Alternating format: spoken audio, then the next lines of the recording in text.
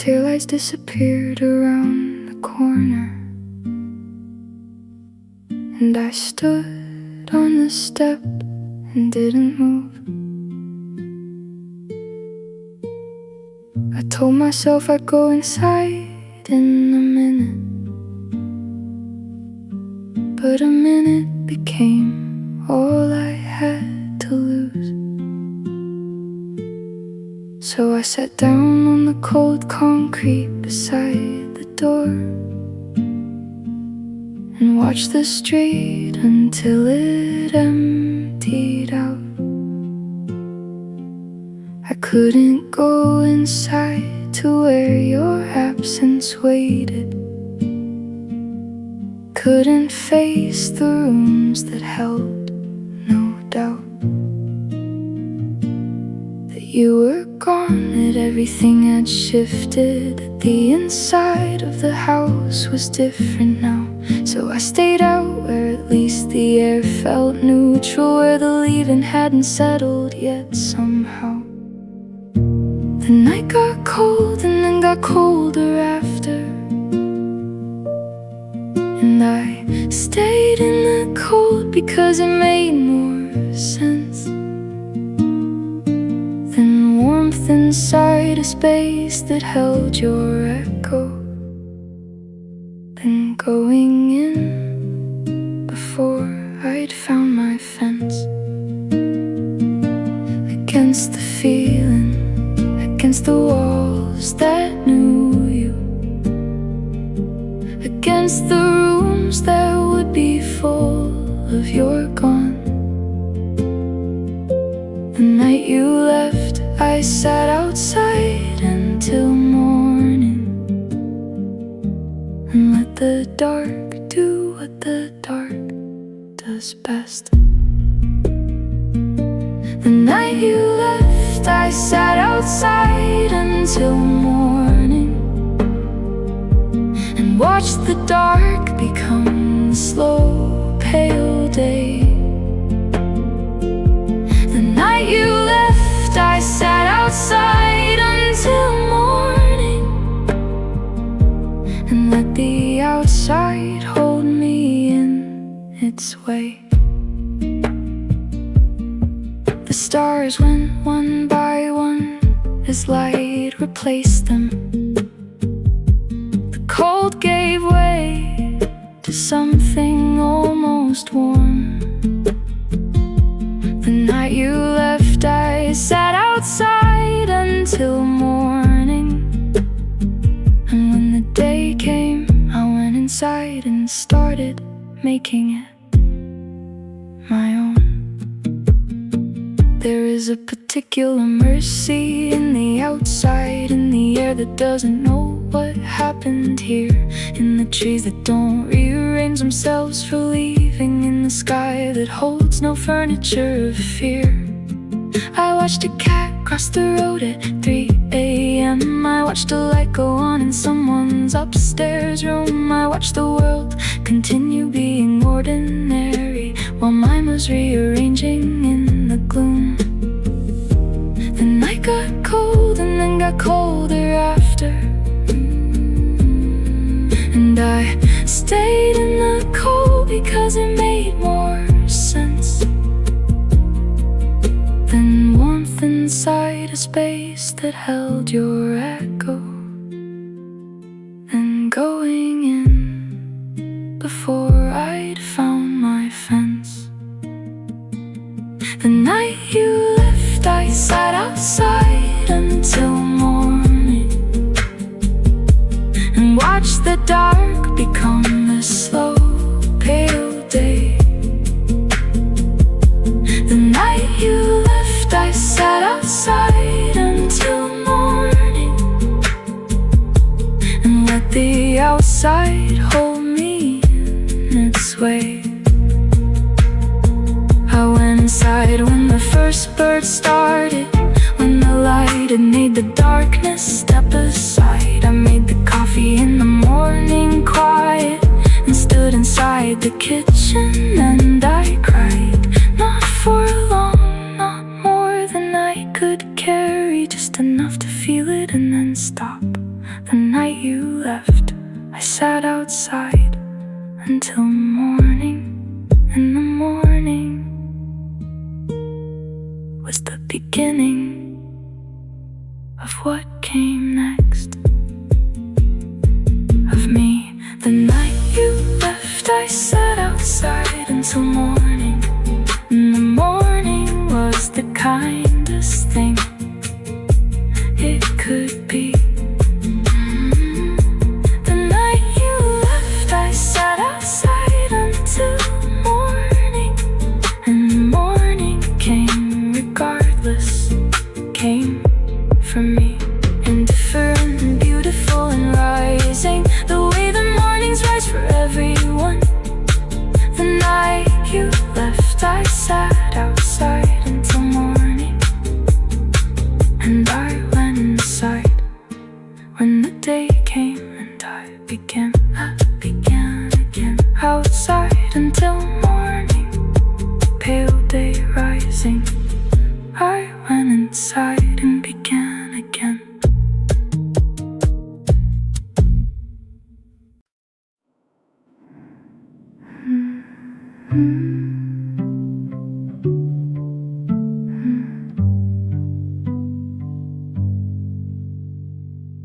I keep discovering new corners of the missing, places I hadn't thought to look before. The Tuesday of the month when we had dinner, the specific exit on the motorway we bore. Left at always left because it was your shortcut. The name of the song that was playing when we met.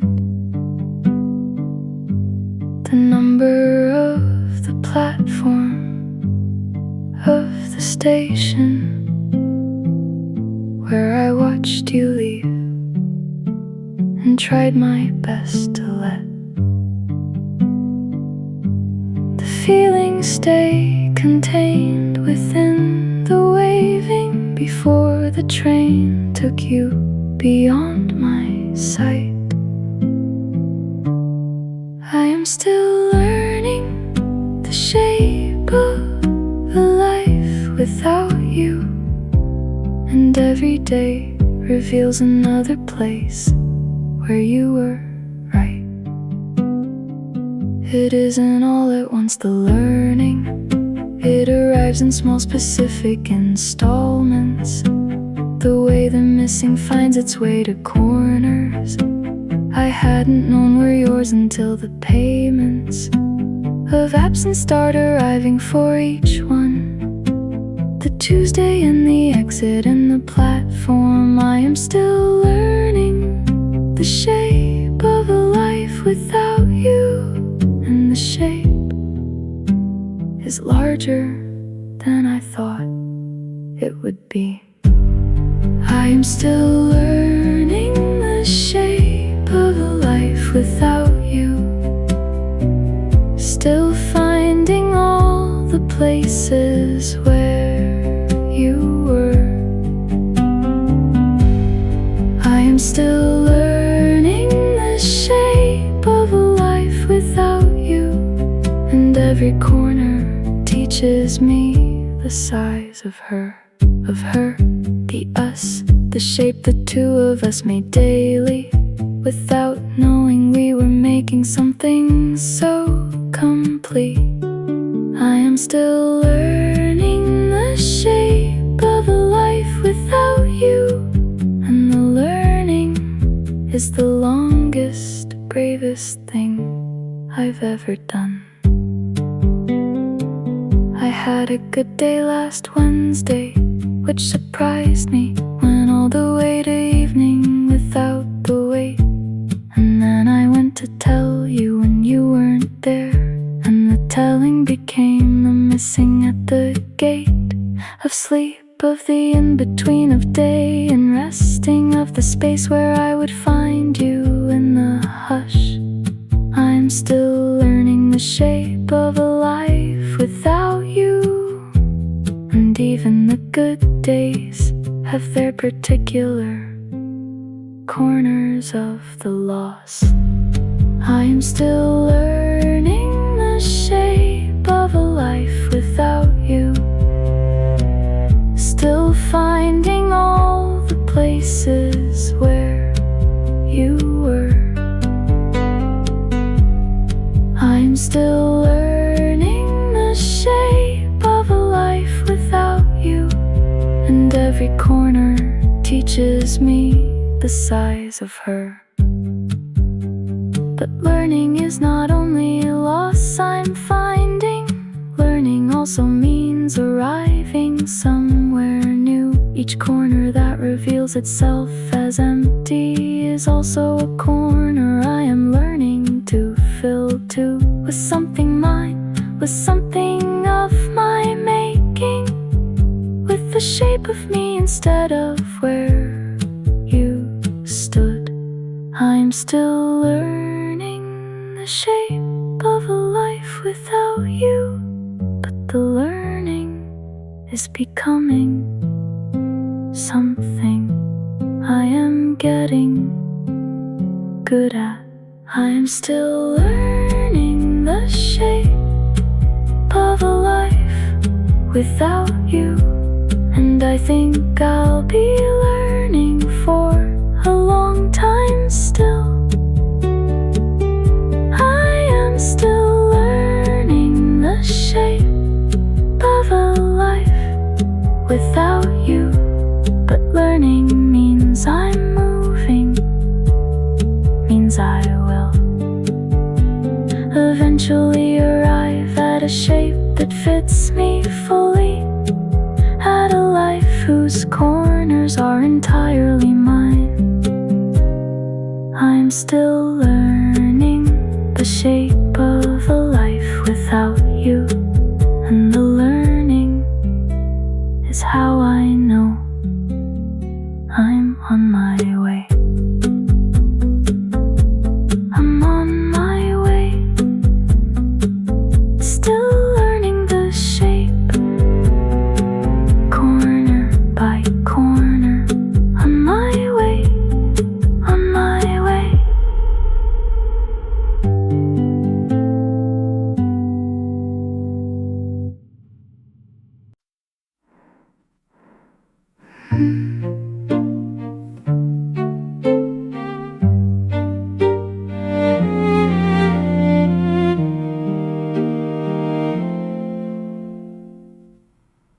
We were not people who said the large things often. We kept our deepest feelings near the chest. But anyone who watched us in a room together could see the unsaid doing all the rest. The way I'd find your eye across a crowded table, the way you'd know my silence from my other silences, the way the air between us was a conversation, the way the gap between us made its sentences without a word, without a need for speaking. The love was in the frequency between. What we did not say filled every room we were in, and everything unspoken was seen, was seen. I think we thought the unsaid would be always, that it didn't need the saying to be real. I think we thought the frequency between us was a permanent and inexhaustible feel. But unspoken love needs saying, sometimes needs the air and sound of the actual word. What we did not say filled every room we were in. And then one day the rooms ran out, and what we said was not enough. Not nearly what we did not say filled every room we were in. And it was beautiful, and it was not enough. What we did not say filled every room we were in. And the unsaid was was the beginning of the rough ending of the something that we had entirely. The unsaid love became the unsaid break. What we did not say filled every room we were in, and the rooms are empty now. The frequency is gone, the silence left. I practice now the saying of the things. I practice putting feeling into words. I have learned that love that lives in frequency is love that can be lost if it's not heard in actual sound, in actual sentence, in the imperfect, clumsy said aloud. What we did not say filled every room we were in, but the saying is what keeps love in the crowd of all the things that might otherwise lose it, in the space between two people who assumed what we did not say filled every room we were in. And then the rooms ran out and we were left with nothing said, just the hum of what was gone. What we did not say filled every room we were in, and it was beautiful and it was not enough. What we did not say filled every room we were in, and the unsaid was the beginning of the rough. I say the things now I want you to know that I say I love you badly and out loud. I say the thank you and the I am sorry before the moment passes in the crowd of ordinary, before the Tuesday takes it, before the frequency replaces the real word. What we did not say filled every room we were in, but the next love will hear it, will hear the things that need to be heard. What we did not say filled every room we were in, and I have made my peace with the beautiful loss. What we did not say filled every room we were in, but I have learned the necessary cost of saying, of the imperfect, clumsy saying, of love that finds its voice before it fades. What we did not say filled every room we were in, and I will say it now, plainly, badly, beautifully, out loud. What we did not say filled every room.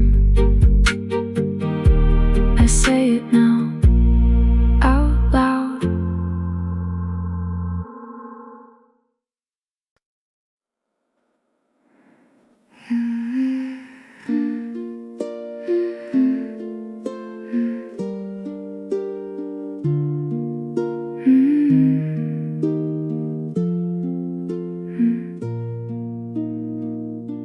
You made the cold months into something livable, into something I looked forward to arriving. The gray of November became a kind of beautiful, when November meant the indoor warmth of us surviving the season together, choosing inside over outside, choosing fires and early evenings and the slow.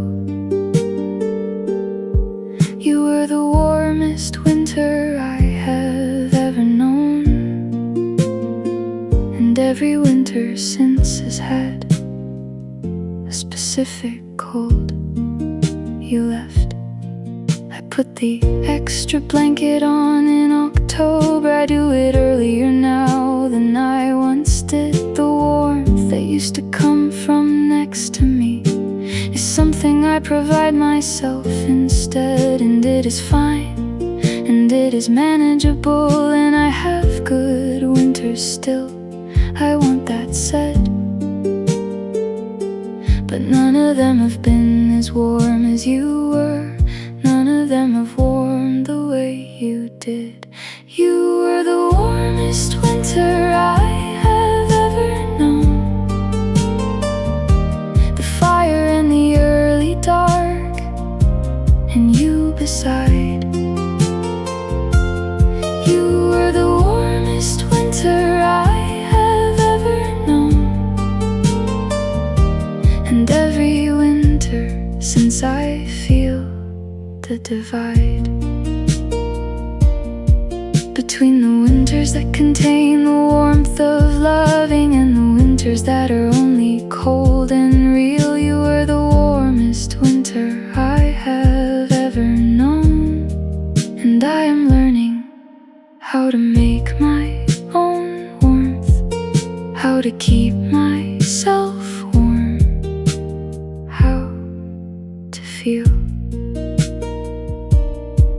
I like the winter still, I want that to be clear. I am not ruined for the season by your leaving. I still love the early evenings and the candles. I still love the particular winter breathing of cold air, and the pleasure of the inside of coming home to warmth that you have made yourself. But something in the season turns me toward you, reaches for the warmth that's on a different shelf. Out of reach, out of season, out of present, in a winter that has long since become past. You were the warmest winter I have ever known. And I am learning to love the season for itself. At last, you were the warmest winter I have ever known. The fire in the early dark, and you beside. You were the warmest winter I have ever known. And every winter since I feel the divide. This winter I am building my own fire. I am choosing warmth that comes from inside me. I am learning that a winter can be beautiful without a person there to make it be. The warmth, the particular warmth, the specific warmth that comes from choosing yourself through the cold. You were the warmest winter I have ever known. But I am finding I can warm myself now. I am finding I am warm. You were the warmest winter I have ever known. And I will always love you for that season. You were the warmest winter I have ever known. And now I am my own warmth, my own reason to love the gray November and the candles, to love the early dark and the inside. You were the warmest winter I have ever known. And I carry that warmth inside me now. It's mine now, warm. The warmest winter was you. Now I carry it. The warmth is mine.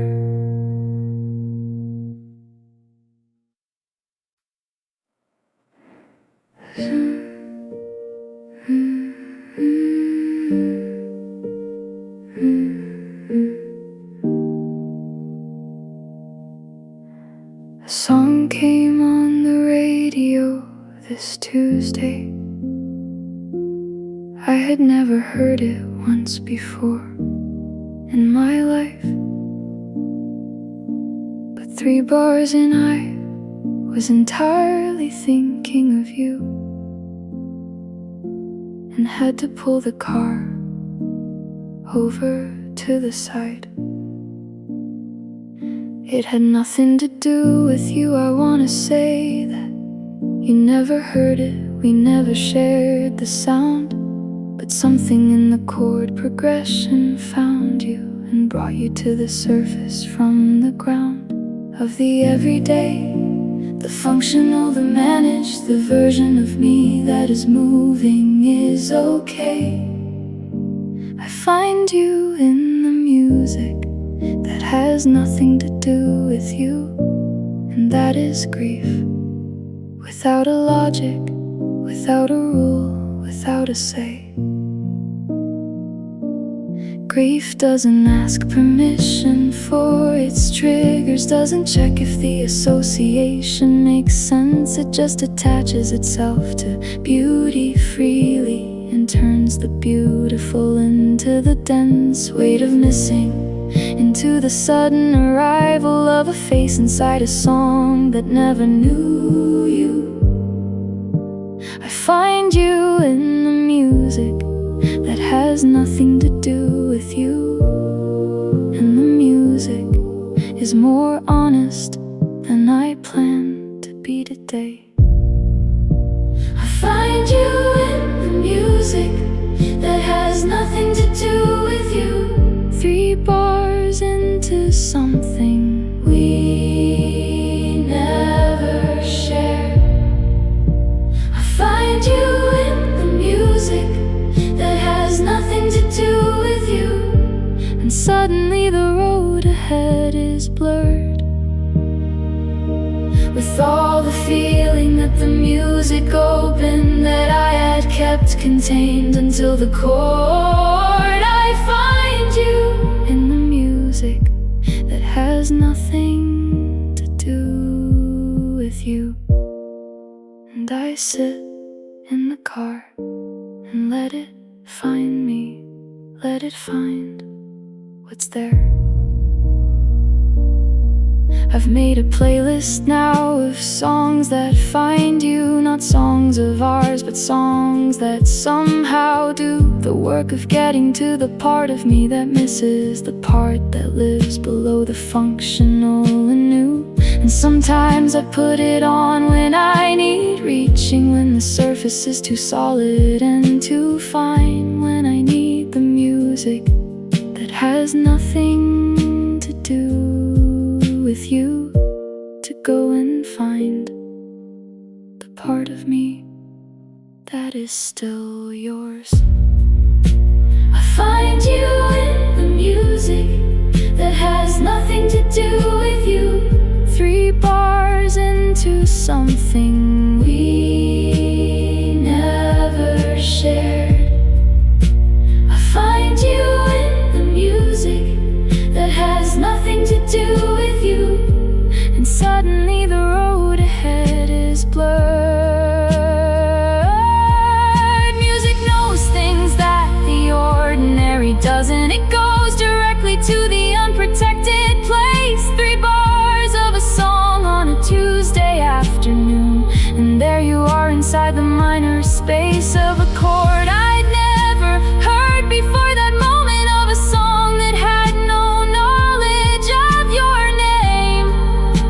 I find you in the music that has nothing to do with you, and the music is the most honest place I go to miss you still. I find you in the music that has nothing to do with you, and I have learned to let the finding be.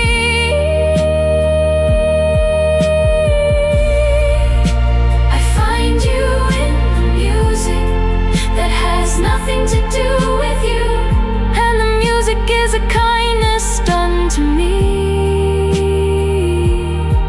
by grief that found a beautiful delivery, by love that wouldn't stay inside its lane. I find you in the music that has nothing to do with you. And 3 bars in, I know you're still with me. Still here in the music. 3 bars in, and there you are in the music, still with me.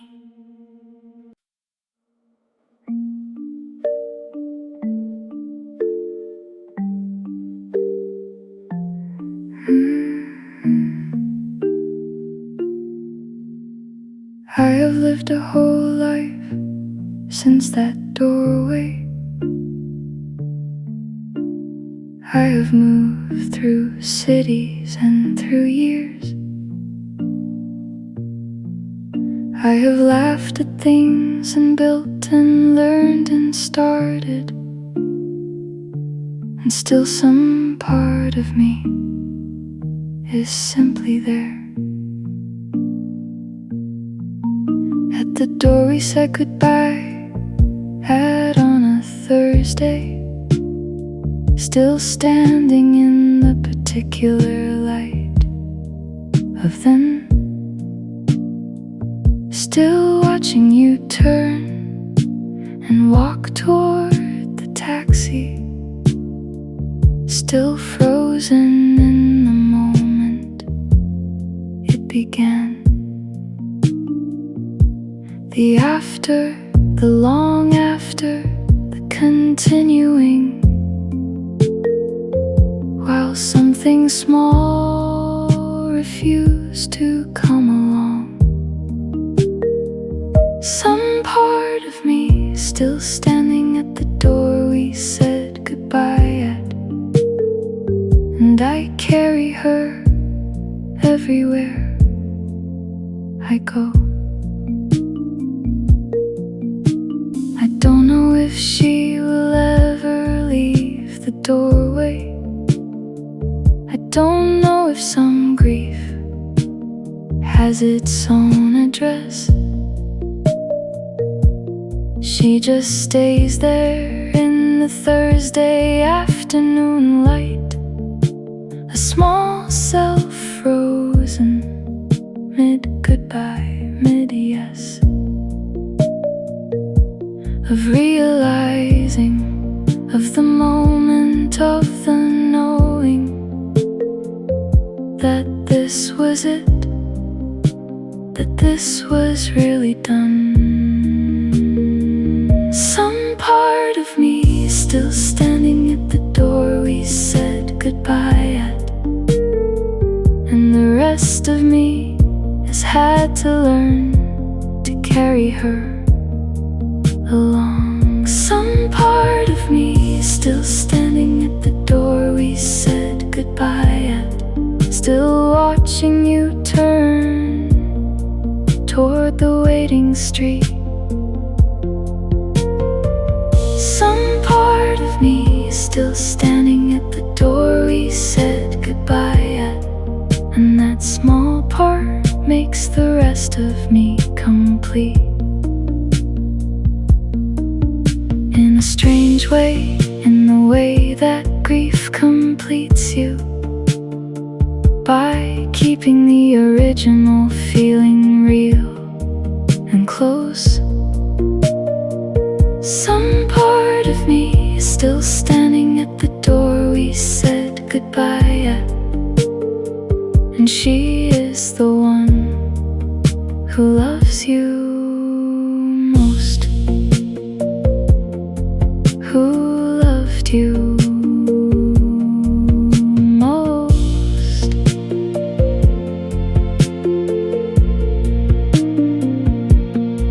I have tried to go back to the doorway in my memory, to gently take her hand and bring her with me now. But she is not ready, and I think that might be okay. She She is keeping something, I don't know yet how. To keep another way in any other place. She is the guardian of the goodbye and what it cost.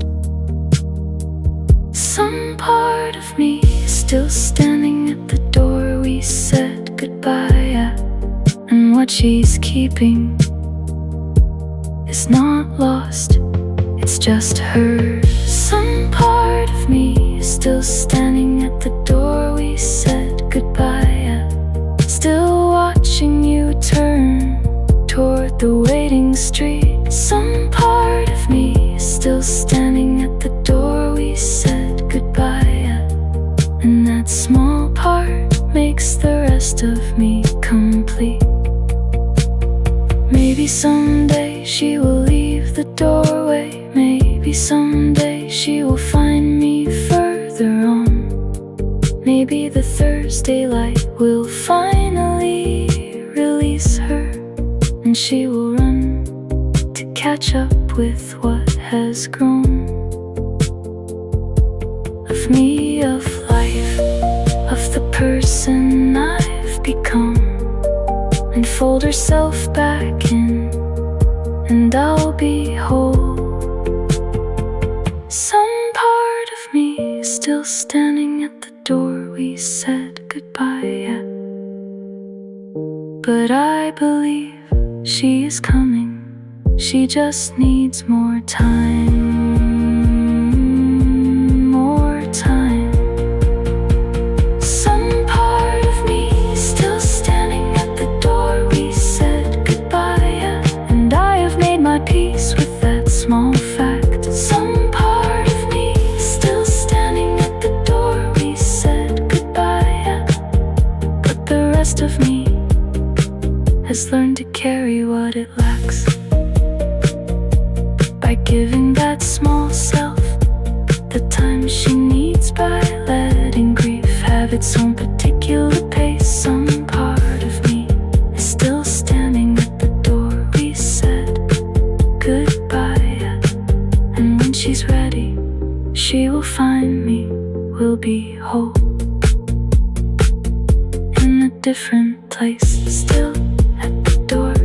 That small part of me, when she's ready, we will be